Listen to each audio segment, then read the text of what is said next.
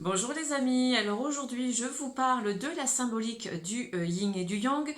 Comme promis, je vous l'avais proposé dans une des dernières vidéos. Rappelez-vous que lorsque nous sommes en méditation devant le symbole du yin et du yang, je pense que la première chose essentielle, en tout cas c'est mon partage personnel, la première chose essentielle c'est de bien le regarder.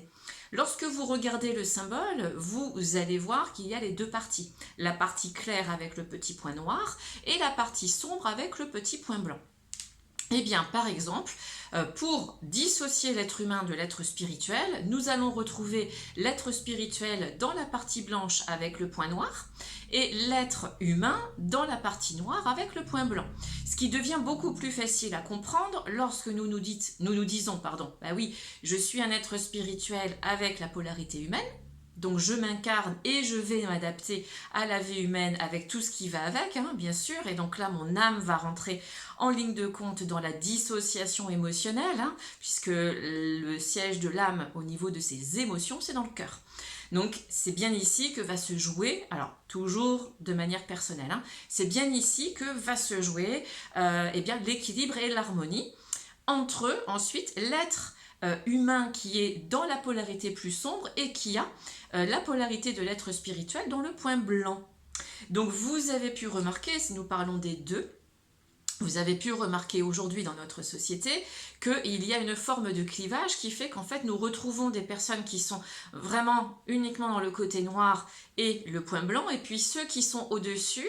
Quand je veux dire au-dessus, il n'y a pas de niveau, hein, ni de compétition, c'est des personnes qui sont avec l'être spirituel et qui sont dans cette énergie-là, où oui, il y a le point noir, mais ça ne devient pas non plus l'objectif de vie à rester, à vivre dedans, puisque l'être spirituel vibre sur d'autres plans. Sa liberté d'être, sa créativité, ce qu'il vibre, sa connaissance justement du monde spirituel qui emmène aussi sur les polarités plus paranormales, ésotériques aussi, eh bien de notre connaissance intérieure, la connaissance de soi. Pendant que l'être humain, lui, reste plutôt uniquement dans la connaissance transmise depuis des millénaires par des personnes qui, en fait, ont choisi de limiter la lumière. Et cette lumière, sur la polarité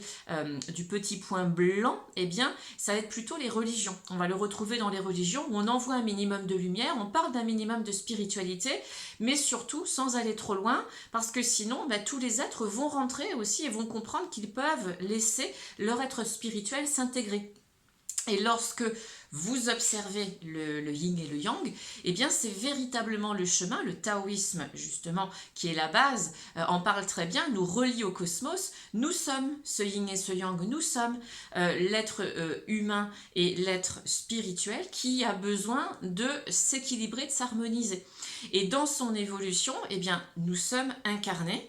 dans un corps d'être humain. Donc, si nous avons déjà cette intuition spirituelle qui est là et qui nous donne envie d'aller le découvrir, nous allons aller rapidement vers le point blanc et puis commencer à se dire, ah bah oui, il y a autre chose, et puis ça va nous faire passer en effet dans la connaissance des religions, des différentes religions, qui nous ramènent quoi qu'il arrive à une seule chose, c'est l'amour. Elles parlent toutes de la même chose, simplement les religions, c'est toujours dans ce que je ressens personnellement, hein, ces religions vont nous emmener en fait à dire, bah non, moi je vais plutôt être catholique, chrétien, musulman, hindouiste, vous voyez, ça nous emmène vers différentes façons de penser la spiritualité et où chacun a sa vision, ce qui est respectable et respectueux aussi, mais nous avons le choix en fait peut-être d'être tout simplement libre penseur. C'est ce que j'ai choisi d'être, une libre penseuse, en observant ce qui se passe, et puis eh bien en sortant de ces dogmes religieux, eh bien ça m'a permis par rapport au symbole, eh bien, de commencer à sortir de cette petite rivière pour aller vers le fleuve blanc de l'autre côté, cette grande partie lumineuse de l'être spirituel, du monde spirituel, et d'en découvrir eh bien, des connaissances qui amènent bien sûr vers l'infiniment petit, l'infiniment grand, le cosmos, le système solaire, mais encore au-delà, dans mon corps,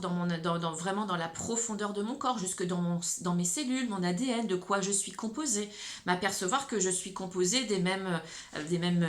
choses que le cosmos, m'apercevoir aussi qu'il y a une histoire sacrée, et que cette histoire sacrée nous ramène à la spiritualité que des anciennes civilisations nous transmettent depuis la nuit des temps. Et donc cette connaissance, eh bien, nous a été un petit peu